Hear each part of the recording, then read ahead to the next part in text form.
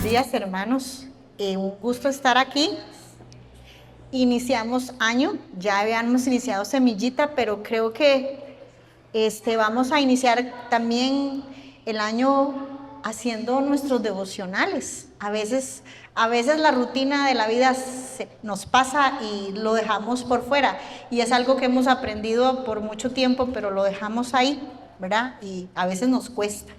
Entonces, estuve viendo un poquito sobre esto, aunque ya lo sabemos, es un refrescamiento para los que lo sabemos y para los que no, una invitación a hacerlo, ¿verdad? ¿Cómo hacer un devocional? Ok, para empezar, muy fácil, ¿qué es un devocional? Dice que son todos estos tiempos con Dios que decidimos dedicarle diariamente. Entonces eso es un devocional.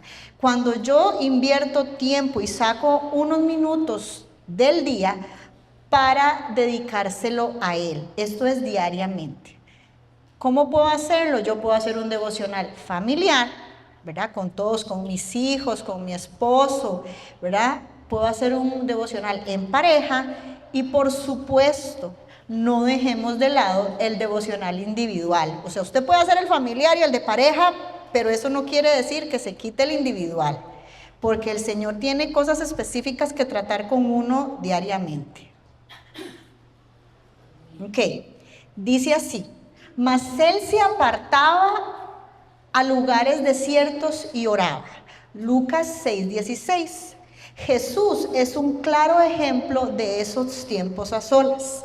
Cuando se retiraba a orar, eran él y su Padre en comunión. Entonces, ejemplo tenemos, hermanos, de la necesidad de este devocional, de este tiempo a solas. Si Jesús, que era Dios hecho carne, que ellos eran uno, estamos hablando que había conexión directa. Si Jesús, que era Dios hecho carne, necesitaba ese tiempo y buscaba ese tiempo a solas con Dios para orar, para meditar, incluso para llorar delante de Dios, Él lo buscaba. Ahora mucho más nosotros. Nosotros necesitamos ese tiempo a solas, ese tiempo de intimidad para conocer al Señor, para que el Señor también conozca nuestros corazones y nuestros deseos. Si deseas tener una relación genuina con Dios y conocerlo más y saber los planes que tiene para tu vida, debes sacar o debes pasar tiempos de calidad con Dios. ¿Cómo vas a conocer a Dios si no pasas tiempo con Dios? Por supuesto, ¿verdad? Para eso existe el noviazgo. Yo soy novia de alguien o novio de alguien para conocerlo, ¿verdad? Y que esa relación crezca cada vez más y que haya esa intimidad donde se conocen los deseos más íntimos del corazón. Si yo deseo tener esa relación con Dios, necesito conocerlo, necesito pasar tiempo a solas con Él. Ok, ahora sí vamos a la parte práctica. Yo sé que muchos la conocen, es solo un recordatorio. ¿Cómo hacer un devocional? Número 1, es solo ideas. Hora fija. Esto te ayudará a reservar un tiempo para tu cita con Dios. Esa parte me gustó. Eso es una cita con el Señor diaria, ¿verdad? Muchos les gusta hacerlo en la mañana, pero a veces por el corre queda un poco incómodo. Entonces, saque una hora conveniente para usted y dedíquele ese tiempo a Dios. Entonces, que sea su cita, ya con un horario, usted la conoce, ese es su tiempo y en su familia van a aprender que en este momento no me llame porque yo estoy en mi devocional. Número 2, elige un lugar. ¿Por qué? Dice, será muy difícil que puedas hacer un devocional en un lugar donde haya mucha gente o mucha bulla. Entonces, por ejemplo, en mi casa que es muy pequeña, mi única solución es en mi cuarto y encerrada, ¿verdad? Y tratando de ignorar a los perros. Pero esa es la idea, ¿verdad? Que usted busque un lugar especial, fijo en su casa. Yo lo puedo hacer en la sala, pero de ahí pasa gente y la idea es que usted esté en ese tiempo específico. Y número 3, elige un tema. ¿Qué podemos hacer? Podemos elegir un libro de la Biblia, entonces hacer un devocional, por ejemplo, de Mateo, Entonces usted empieza a leer Mateo, medita en Mateo, qué es lo que Dios me está enseñando. O una app, por ejemplo, en la Biblia esta de Your Version tiene muchas devocionales, usted puede descargar ahí devocionales, o los libros de papel que son los devocionales, que hay muchos. Entonces, hay muchas formas de hacerlo, hermanos, muchas formas. ¿Ya, Mari? Ok, entonces, ahora sí, manos a la obra. Estamos listos con el tiempo, el lugar y el tema. ¿Qué es lo primero que podemos hacer cuando vamos a hacer un devocional? Número 1, ora. Ponte en sintonía con el Señor. Entrega ese tiempo y dispón tu corazón para que el Señor haga. Entonces es como la introducción. Y mi introducción es aquí decirle: aquí estoy, papito, me dispongo. Número 2, lee la meditación y los versículos bíblicos. Si estás haciendo un devocional en libro, en una app, generalmente ellos traen una pequeña meditación. Entonces leemos la meditación, leemos los versículos bíblicos y meditamos en ellos. Necesitamos tener ahí con nosotros lo que vamos a ocupar para no desconcentrarnos. ¿Qué vamos a necesitar? Biblia, cuaderno, lapiceros y colores, para aquellos que necesitamos subrayar cosas importantes. Entonces, cuando estamos leyendo esas partes, tengamos todo listo. Número 3, medita en la palabra recibida. Dice, vuelve a orar. Da gracias a Dios por la palabra recibida. Medita en el mensaje para tu vida. ¿Qué es lo que Dios tiene para mí en este mensaje? Y por último, trata de memorizar un versículo. Era como ahora doña Vivian nos leía lo de la iglesia. Medita en la palabra y en el versículo durante un día. Todo el día medita en el versículo de tu devocional, que Dios va a traer a nuestro corazón lo que Él tiene que traer. Muchas gracias. Era así, chiquitito.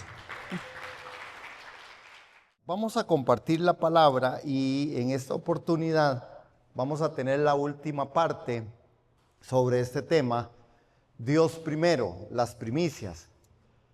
Y el texto, el tema específicamente es Dios llama y recuerda que Él es primero. Génesis capítulo 35. Amén. Vamos a buscar ahí Génesis 35. Gracias a Dios que su palabra es verdad. Amén. Hermanos, que no me cantaron, pero el 28 de este mes cumplimos 37 años de casados.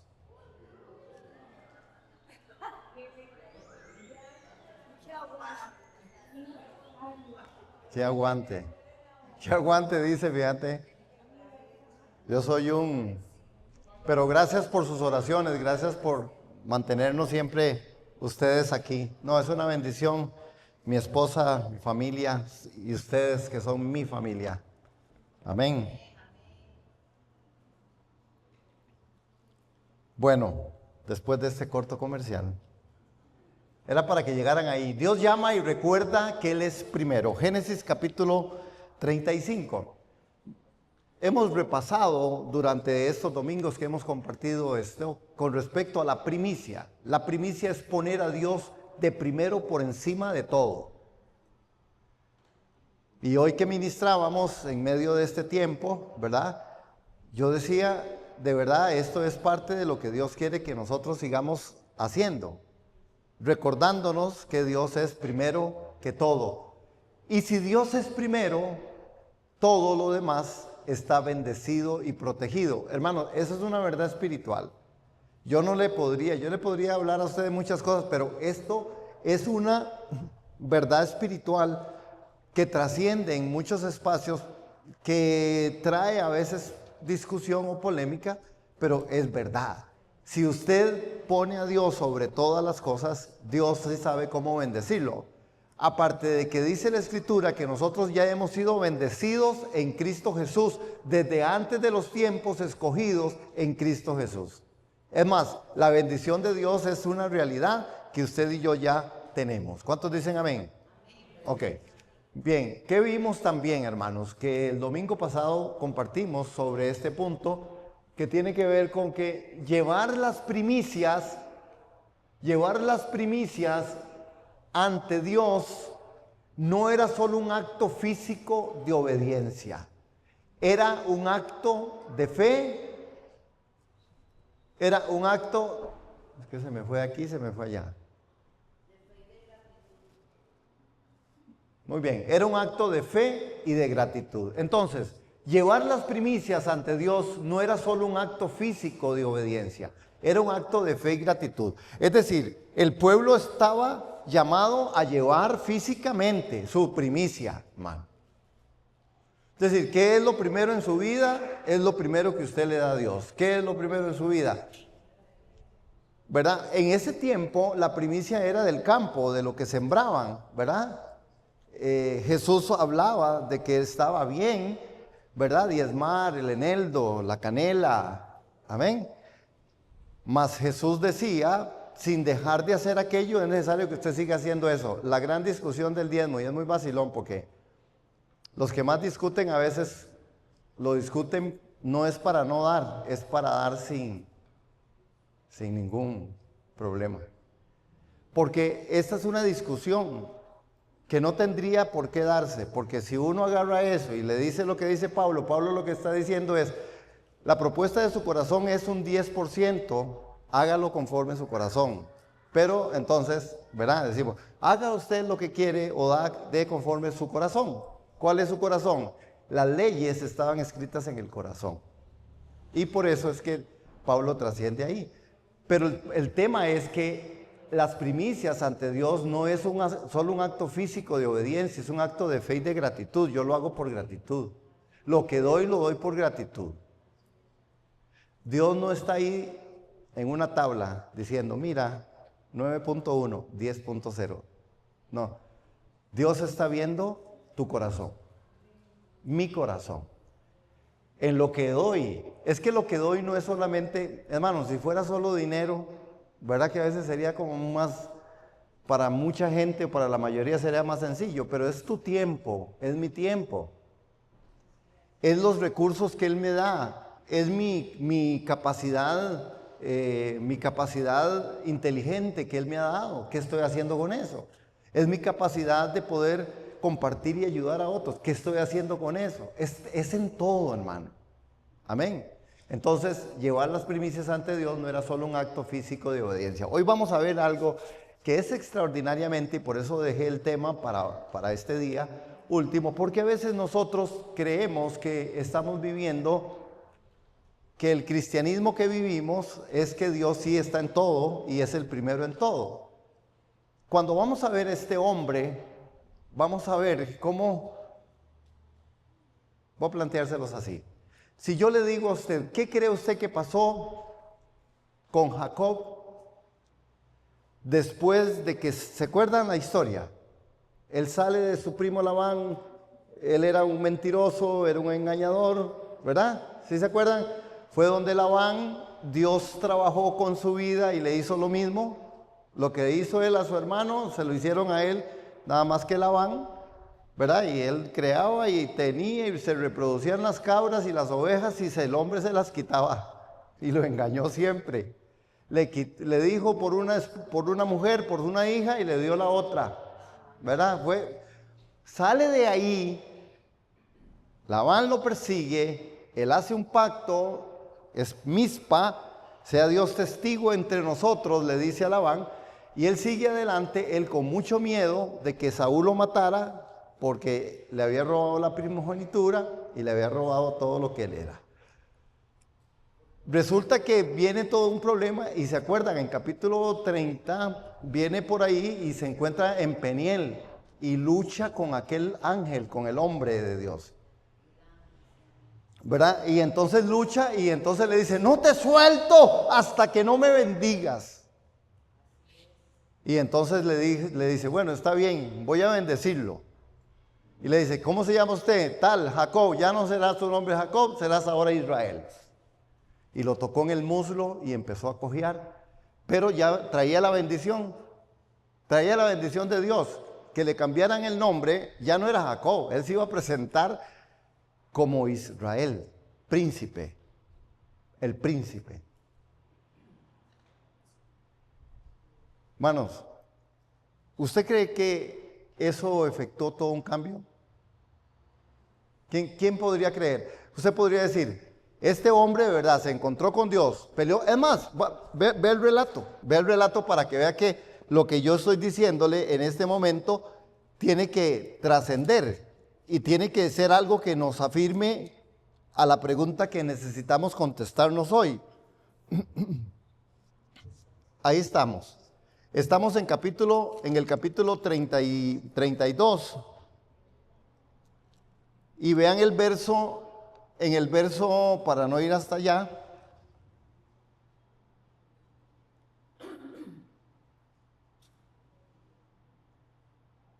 En el verso 28, 32, 28. Génesis 32, 28.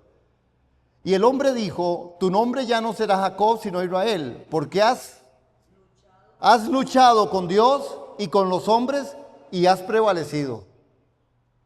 Entonces Jacob le dijo, dame a conocer tu nombre para que preguntas por mi nombre. Le respondió el hombre y lo bendijo allí. Y Jacob le puso a aquel lugar el nombre Peniel, porque dijo, he visto a Dios cara a cara y ha sido preservada mi vida. Hermanos, ¿quién viendo a Dios en esta declaración cara a cara? Hay un cambio. Este hombre conocía a Dios. Este hombre luchó en medio de esto. Este hombre fue bendecido. Este hombre le fue quitado el nombre que era impostor, que era un hombre que tenía un nombre de muy mala fama, y ahora ya no sería más Jacob. De Jacob no se iba a acordar nadie.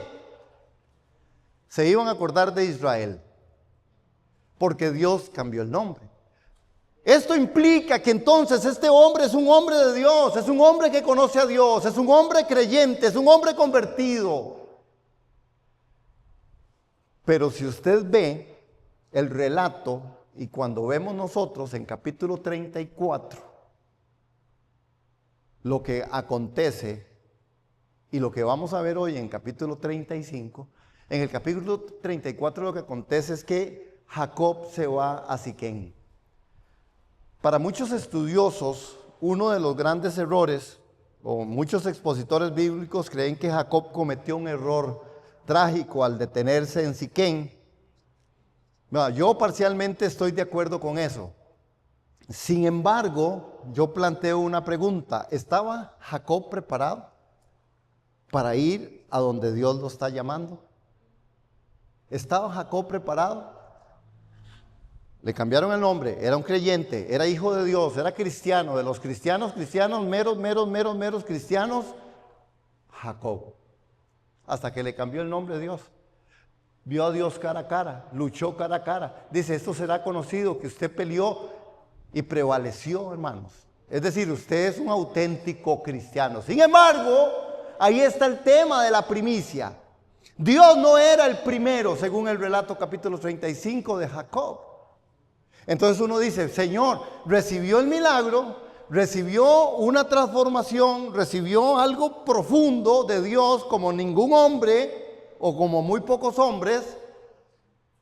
Porque recuerdan a Moisés no lo dejaron. A Moisés le dijeron, vea Moisés, más o menos así, y disculpen la paráfrasis, para que la agarre toda Moisés, me va a ver la espalda. Eso lo dijo el Señor. Es decir, para que vea cómo lo estimo, pero solo la espalda me vas a ver. Jacob pelea y es cambiado su nombre. Ahora, Dios llama a Jacob en capítulo 35. En capítulo 34 fue un desorden, un desastre. Es la primera violación registrada en la Biblia. Es violada una de las hijas de Jacob. Y cuando, sí han leído capítulo 34, ¿verdad? Es la deshonra de Dina en Siquén. Dice que Dina, la hija de Lea, a quien éste había dado a luz, Jacob salió a visitar a las hijas de la tierra. Cuando la vio Siquén, hijo de Amor, Heveo, príncipe de la tierra, se la llevó y se acostó con ella y la violó. Literal. Es impresionante porque entonces dos hijos de Jacob toman venganza. Y toman una venganza tal que ellos argumentan todo contra este príncipe, que era uno de los príncipes de Siquén, y lo agarran y entonces los matan. Y mataron a un montón de gente al pueblo. Entonces Jacob entra en un nerviosismo y les dijo: hijos, ¿cómo es posible? Ahora es a mí el que me van a matar. Ahora es a mí el que vienen contra mí, contra mi casa. Noten ahí el tema de Jacob. Es más, capítulo 34 no menciona a Dios. Ni una sola vez. Capítulo 35 menciona de 10 a 11 veces a Dios. Esto implica que Dios está llamando, y el llamado de Dios es a la primicia. El primero en todo, en tu vida, en tu corazón. Mire lo que dice esto. 1, 2, 3, lo leemos juntos. Deja que Dios escriba tu día. Otra vez, 1, 2, 3. ¿Cuántos dejamos que Dios esté escribiendo nuestro día? Nosotros estamos ahí con los que estoy tratando de hacer, yo espero ser de bendición, que el Señor sea glorificado en momentos de meditación, ¿verdad? Y estoy enfocando en que Dios debe ser primero. Ustedes han visto que todas nuestras enseñanzas durante este mes es que Dios sea primero, ¿sí? Porque Dios tiene que ser primero. Esto va a ser nuestro fundamento para desarrollar todo lo que tenemos que desarrollar durante este año. Dios primero en tu vida, Dios primero en tu casa, Dios primero al levantarte, al abrir los ojos, Dios debe ser primero. Al hacer el devocional, Dios debe ser primero. Todo debe ser, Dios debe ser primero. Entonces pero hay que dejar que Dios escriba tu día. Porque cuando Dios escribe el día tuyo, ese día será un día extraordinariamente fuerte, poderoso, glorioso, lleno de bondad, lleno de gracia y lleno también de cualquier circunstancia en la que sabes que no estás solo. Porque si Dios escribió el día y pasó una circunstancia adversa, usted sabe que no está solo, que no está sola, que si Dios lo escribió muy bien, porque Dios escribe muy bien. Amén. Deja que Dios escriba tu día. Jacob vuelve a Betel, capítulo 35, y en capítulo 35 la escritura nos enseña con respecto a algo. Toda esa tragedia de Siquem, por supuesto, Dios que escribe el día de Jacob también. Vea lo primero que le dice, vea lo que le escribió. Escribió Dios ese día a Jacob y puso lo siguiente. Entonces Dios escribió y dijo a Jacob: levántate, sube a Betel, habita allí, haz allí un altar a Dios que se te apareció cuando huías de tu hermano Esaú. Atentamente, Dios. Escribe el día, deja que Dios escriba tu día. Hay que dejar que Dios sea el que nos lleve por senda de justicia, por amor de su nombre. Hay que dejar que sea Dios, hermanos, pero esto requiere que nosotros entendamos quién es nuestro Dios. No solamente un Dios que amo, un Dios que me salvó, un Dios que me redimió, un Dios que es primero, un Dios al cual yo ofrezco todas mis primicias de lo que tengo, de lo que Él me ha dado, de lo que soy como persona, como ser humano, como profesional. Lo primero será Dios. Es mi primicia, Dios. Capítulo 35, entonces, inicia hablando con respecto a esto. Entonces, el relato comienza con el llamado de Dios a Jacob, y dentro de este llamado hay algo que nosotros vamos a experimentar y poder contestarnos si de verdad Dios es la primicia. ¿Por qué? ¿Qué pasó con Jacob, con todo ese encuentro divino con Dios, esa experiencia espiritual profunda? Dios llama a un lugar de encuentro y lo llama a Betel. Vean que a él se le había olvidado, a Jacob se le había olvidado dónde realmente él tenía que regresar. ¿Cuándo fue que Dios se le apareció a Jacob? En Betel. Betel significa casa de Dios. En el relato Dios le está diciendo a Jacob que vaya a Betel Después de lo que sucedía, estaba preparado él para salir y en ese momento comenzó realmente él a asumir el liderazgo. Una de las cosas es que si Dios es primero, yo asumo mi liderazgo en mi núcleo familiar, yo asumo mi liderazgo dentro de la iglesia, yo asumo mi liderazgo dentro de mi trabajo, yo asumo mi liderazgo. Hermanos, la iglesia del Señor, los hijos de Dios nacidos de nuevo, tenemos por naturaleza que somos líderes. Somos personas que podemos aportar, somos bendición para bendecir. Por eso la primicia está de continuo en nuestra vida. Porque si hay alguien que puede bendecir a ese pueblo, hay alguien que puede bendecir al vecino, hay alguien que puede bendecir al jefe, hay alguien que puede bendecir al hijo, a la hija, es usted. Porque usted es primicia también de Dios. Nosotros escogidos en Cristo Jesús. ¿Cuántos dicen amén? Ahora Dios está llamando a un lugar de encuentro y ese lugar de encuentro en el llamado es que Él vaya a Betel. Ahora, noten que hay algunas cosas que es importante que nosotros sigamos en el camino del aprendizaje. Cuando Dios llama es tiempo de examinarnos. Su llamado específicamente es Dios primero. ¿Cuál es el llamado? Dios se llama y te recuerda que te ha llamado para que Él sea el primero en tu vida. Hermanos, nadie que no ponga a Dios de primero va a lograr lo que pudiera lograr cuando Dios es primero. No es solo en el aspecto en el cual usted diga, yo soy un gran triunfador, soy un gran comerciante, yo soy un gran... Porque las cosas en este mundo natural, estas son muy pasajeras, no. Estamos hablando de lo que permanece para siempre. Amén, de lo que permanece para siempre.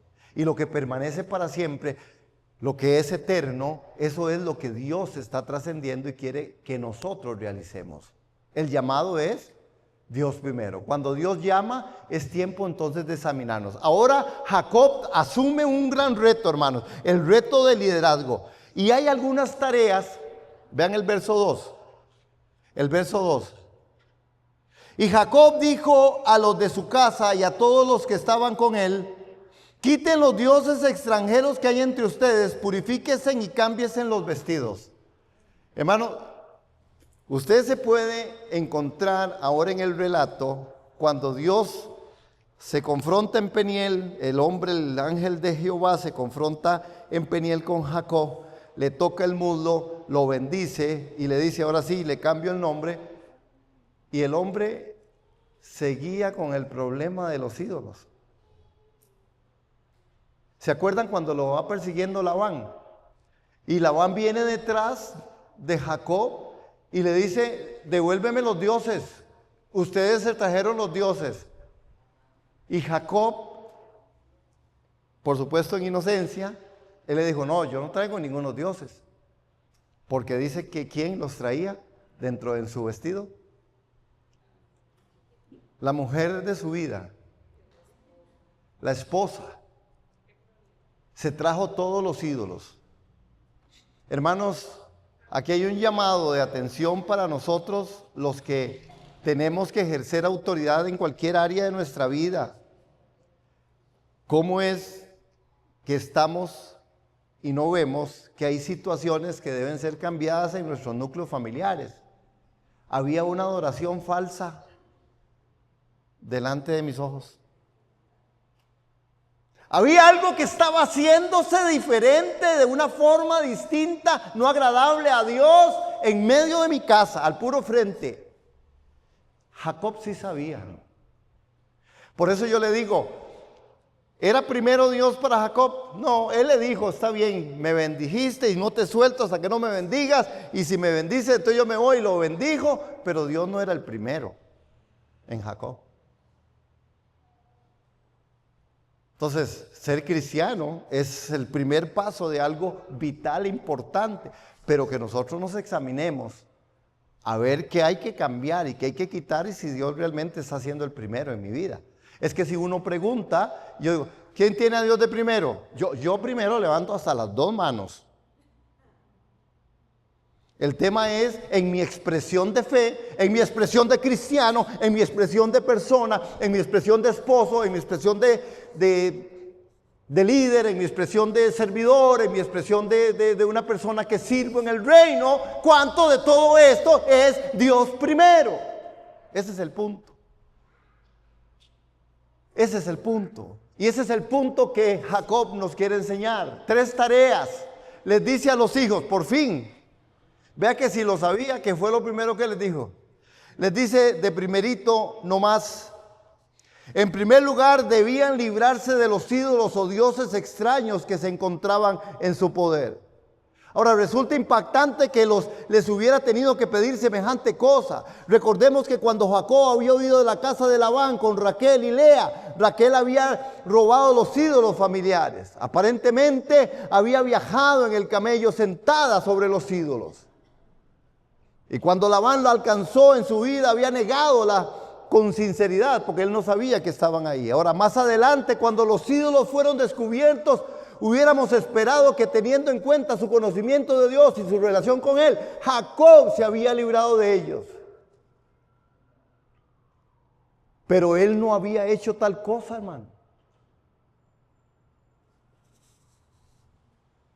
A ver, hello, ¿es Dios primero? ¿Es Dios primero en mi vida? ¿Es Dios primero en mi casa? ¿Es Dios primero en mi hacer? ¿Es Dios primero en mi creer? ¿Es Dios primero? Porque a veces la gente cree en Dios, pero cree en el gordo. Digo yo. Ah, sí. No en el gordo del pastor. Librarnos de los ídolos. ¿Cuántos ídolos acompañan nuestra vida cristiana? Aún siendo Dios. Porque ídolos, ídolos, mi plata, ídolos. Por eso a veces no le damos a Dios lo que es de Dios. Ídolos, mi negocio, ídolos, mi vida, ídolos, mis hijos, mis hijas, ídolos, mi empresa, ídolos, lo que tengo, ídolos, lo que soy, ídolos, mi profesión, ídolos, mis recursos. Librarnos de los ídolos. Lo segundo que dice es que deben de purificarse. Y les dice, ustedes deben de purificarse. Y cuando hablamos de ídolos, no deberíamos de pensar solamente en estatuas, hermanos, cuadros o reliquias. Todo aquello en la vida de un creyente, ya se trate del dinero, el éxito, una carrera o cualquier otra necesidad o fuente de atracción que ocupen el primer lugar en su vida, no está consagrado a Dios. Dios es un Dios celoso y por eso le dice, suba. Uy, voy a correr. Suba. Purifíquese. Es la segunda cosa que Jacob ordenó a los suyos. Purificados para nosotros como creyentes, la purificación implica la confesión de pecados. ¿Qué significa? Confesión de pecados. ¿Qué significa? Confesión de pecados. No, más duro. O más. 1, 2, 3.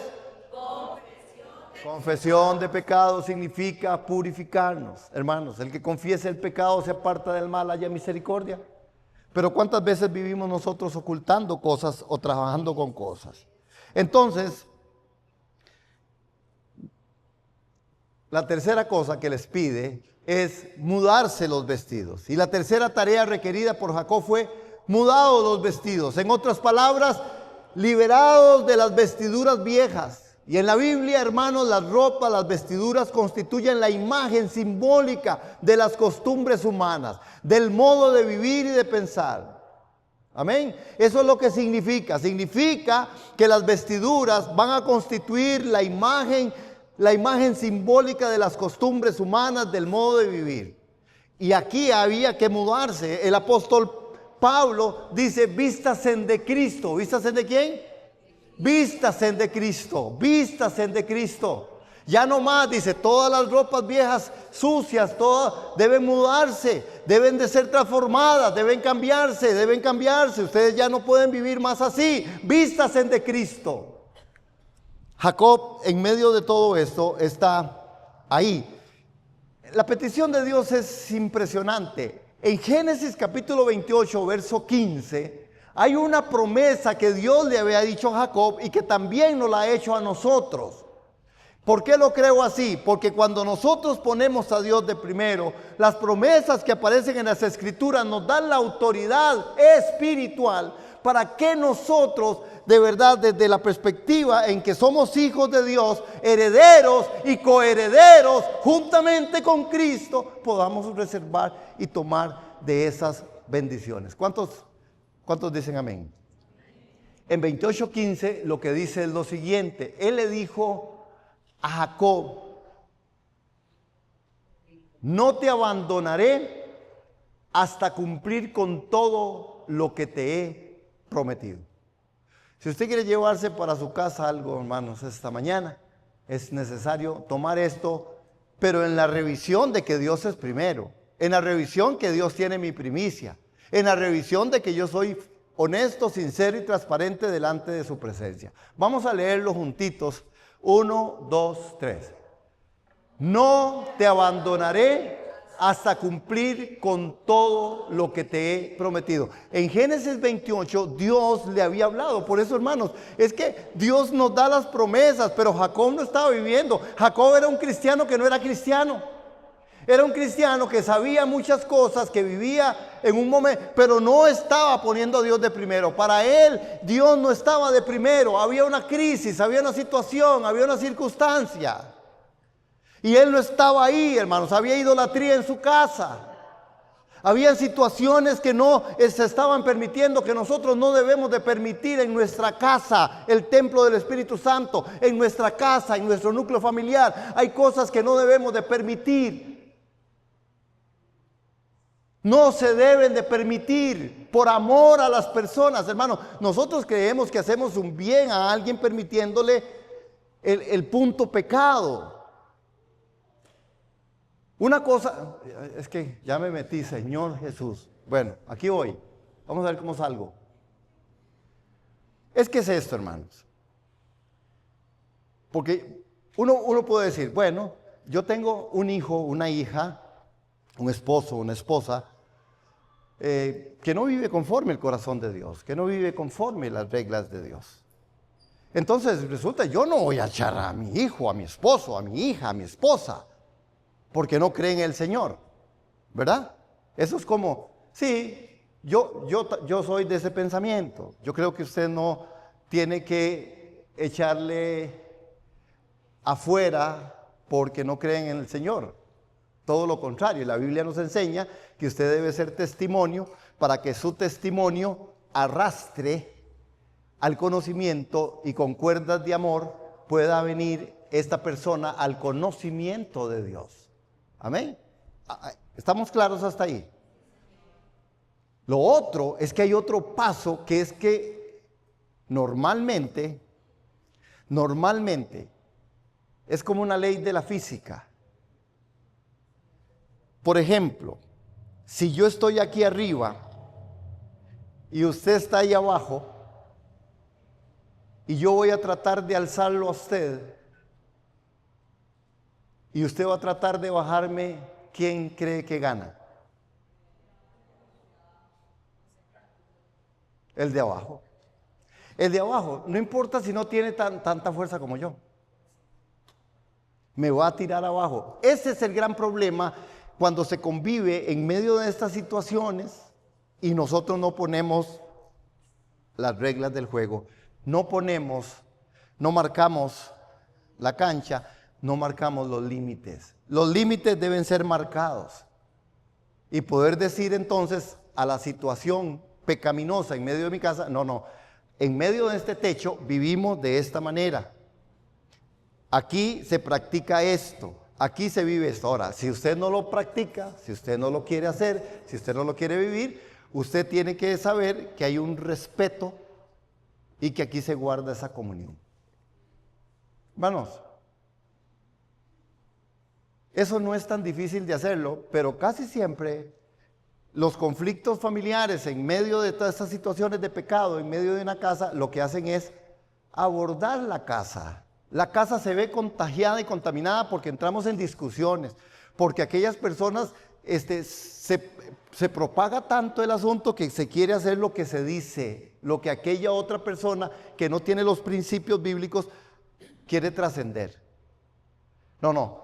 En mi casa yo debo poner el orden de Dios en mi casa primero. Pero empieza conmigo, porque esa es otra, hermano. Esa es otra. Que a veces decimos que ¿verdad? Queremos imponer, porque yo soy aquí el jefe de la casa, pero soy un jefe que descuido mi oración, que Dios no es primero. Entonces la gente que está ahí alrededor mío, que también está en el asunto, me ve y dice, no hombre, ¿por qué usted no va a la iglesia? No, para ser como mi papá. ¿Para qué? Para ser como mi mamá. ¿Para qué? Hermanos, ese es el cuidado. Si estamos aquí, me desvié, creo que no me salí, no pude salir del asunto, pero el Señor tenga misericordia de mí y que a ustedes el Espíritu Santo les explique, ¿ok? Pero creo que el punto es que tenemos que tener mucho cuidado, mucha sabiduría, inteligencia. Nosotros debemos de seguir usando el liderazgo espiritual. Dios primero en mi vida, Dios primero en mi casa. Y las circunstancias son muchas. En su trabajo hay montones de gente que vive y que dice tonterías y habla pero usted no se va a convertir a ellos, que ellos se conviertan a usted, que ellos se conviertan al Señor. Amén. Bueno, resulta que la promesa es Jacob tiene que volver a su primer amor. Tiene que regresar a Betel, donde Dios lo bendijo. Y yo creo que esta mañana nosotros tenemos que volver al principio. Por eso es importante esto. Hay que levantarse y subir a Betel. Pero no solamente era levantarse y subir a Betel. Había que hacer otra cosa. Había que restaurar el altar de Dios. El altar de Dios es un altar familiar. El altar familiar tiene que permanecer, hermanos. En las casas de nosotros, en nuestra iglesia, el altar de Dios debe ser permanente. Es que es el principio. Hermano, voy a ponerlo así para que vean. Hay un ejemplo que yo siempre doy. Por ejemplo, yo a veces como con personas que no son creyentes, pero yo tengo mis límites. Entonces en mis límites, me dice mis límites a mí, que cuando voy a almorzar con ellos, yo les digo, vean, yo voy a orar por los alimentos. Entonces, posiblemente ustedes ni crean eso, ni quieran hacerlo.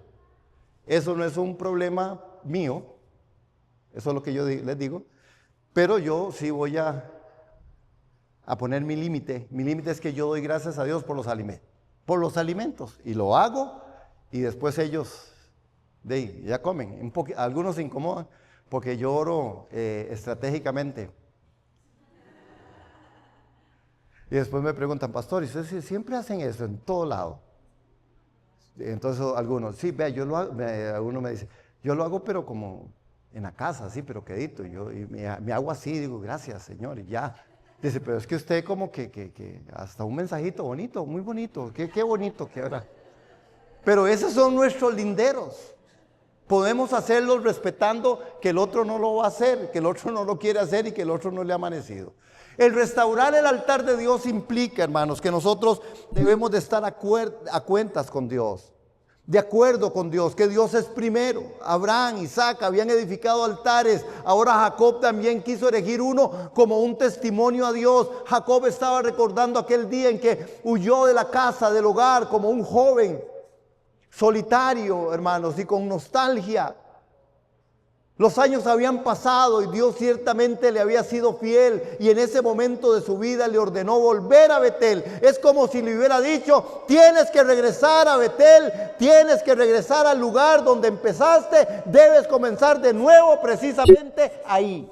Y hoy hay algo que usted y yo tenemos que llevarnos. Es tiempo de inicio, es tiempo de primicia, es tiempo de primero Él, es tiempo de que yo ya diga, Señor, necesito emprender este nuevo caminar. Es una gran oportunidad que yo tengo hoy por su misericordia y su amor. Amén.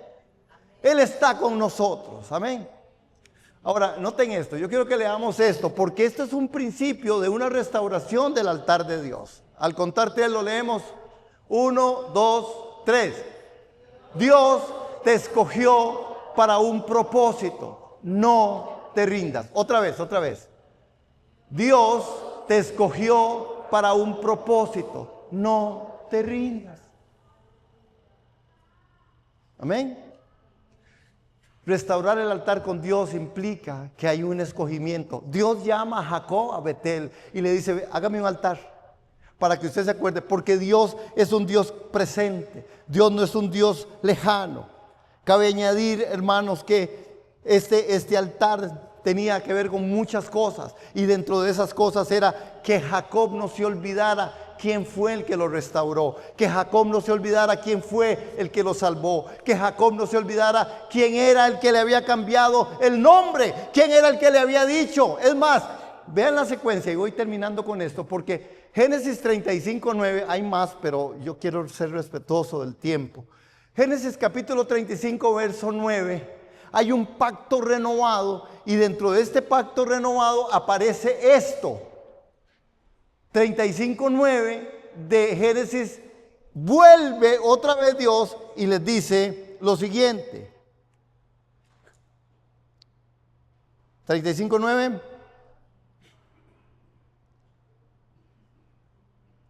Cuando Jacob volvió a Padán Aram, Dios le apareció de nuevo y lo bendijo. Y Dios le dijo, tu nombre es Jacob, no te llamarás más Jacob, sino que tu nombre será Israel. Y le puso el nombre de Israel. También le dijo Dios, yo soy el Dios Todopoderoso, sé fecundo, multiplícate, una nación y multitud de naciones vendrán de ti, y de reyes saldrán de tus entrañas. La tierra que les di a Abraham, a Isaac, te la daré a ti, a tu descendencia después de ti. Aleluya, hermano. Esto es lo que Dios hace. Restituir, cuando Él nos vuelve a llevar al principio, al amor primero, cuando nos hace llevar y recordar, hermanos, ¿qué fue lo último que Dios le dijo a usted? Si usted no lo ha hecho, recuerde, porque ahí estás, tienes que volver ahí. Tienes que volver ahí. A mí me encanta. Yo por eso, como yo tengo la mente así, yo tengo que andar apuntando y tengo papelitos por todos lados y toda la cosa, porque hay cosas que yo tengo que recordar cada vez que voy a una misión, a hacer algo. Y yo, Dios un día me dijo a mí, yo te llevo mi mano derecha. Y para mí eso es, hermano, yo no salgo sin ese papelito, porque yo necesito entender eso. Yo necesito transmitírselo a mi vida, a mi ser. Saben que Dios a mí una de las palabras que me dio que nunca entendí, yo siempre lo cuento, ¿verdad? Que fue como un chiste, porque cuando me lo dijeron yo digo, de verdad, uno aprende en el tiempo, ¿verdad?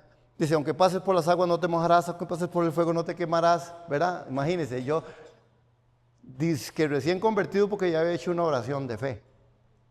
Imagínense qué clase de convertido, qué sabía yo de la Biblia.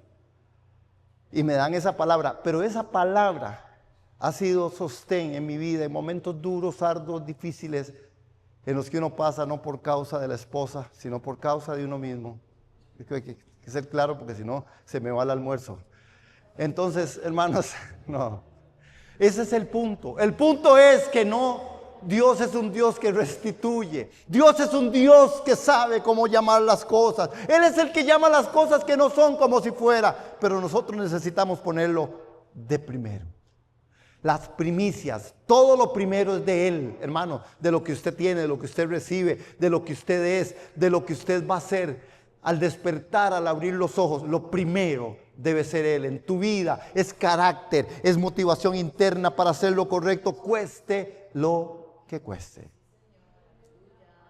Hay que restaurar el altar, hay que volver al principio y hay que trascender, hermanos. Estamos en tiempos preciosos. Dios va a hacer obra nueva, Dios va a hacer obra preciosa. Lo nuevo no es que, doña Vivian, lo nuevo no es algo reciclado, lo nuevo es algo que nace de lo nuevo, de cenizas. Él va a ser flores, va a ser tierra. Él va a hacer diferencia en medio de nuestra vida. Amén. Nos ponemos en pie. Padre, te bendecimos en esta hora. Dele un aplauso al Señor. Dígale gracias porque tú restituyes. Gracias porque tú eres un Dios que llama las cosas que no son como si fueran. Porque tú nos vas a dar la sabiduría y la inteligencia para ir adelante en medio de los procesos. Padre, bendecimos este día, bendecimos tu nombre, bendecimos esta casa, bendecimos las familias que aquí estamos, en las situaciones que podamos estar viviendo nosotros como familias, Señor, un poco adversas o difíciles. Enséñanos a poner los límites en amor, Señor, porque en amor es como tú nos atraes. Señor, no es, Señor, en disciplinas adversas o disciplinas, Señor, no constituidas por tu amor y por tu palabra. Es conociéndote en sabiduría, en gracia. Danos gracia al tratar con situaciones. Danos gracias para volver otra vez ahí donde tú nos quieres, al primer amor, a donde tú nos pusiste. Volver a la casa, volver a tu casa, volver a tus principios, siempre a tus preceptos, siempre que seas primero y que toda primicia sea para la gloria tuya. Así es como hiciste cuando Jacob llegó, Señor, y puso el altar y volvió ahí y reconoció Jacob, Señor, que tú eras ese Dios bueno. Y le recordaste que le habías cambiado el nombre, que lo que habías prometido a sus antepasados era para él, Señor. Porque la tierra que habías dado también la ibas a dar a toda la descendencia después de ti. Ahí entramos nosotros. Somos herederos y coherederos juntamente con Cristo. Por gracia somos salvos, por el favor de Dios. Por eso es la primicia de nuestra resurrección. Seremos resucitados y hemos sido resucitados juntamente con Cristo, para que ya no viva yo, sino que ahora Cristo viva en mí. Lo primero en mi vida, que seas tú. Señor, levantamos nuestro corazón, nuestras manos, agradecidos, Señor, de poder ir en medio de este día y repensar y pensar. Momentos de reflexión, momentos de pensar y decir, Señor, de verdad, ¿qué tú quieres? ¿Qué no he hecho? ¿A dónde debo regresar? ¿Qué debo? ¿Cómo debo trabajar estas áreas? Porque necesitamos, Señor, restaurar todo este altar, Señor, que tú has hecho. Somos tu templo, templo del Espíritu Santo, y te damos muchas gracias, Señor, por este día, por esta semana que inicia. Te bendecimos en el nombre del Padre, del Hijo y del Espíritu Santo. Amén y amén, hermanos. Los amo, el Señor lo sabe y ustedes también. Bendiciones, feliz día.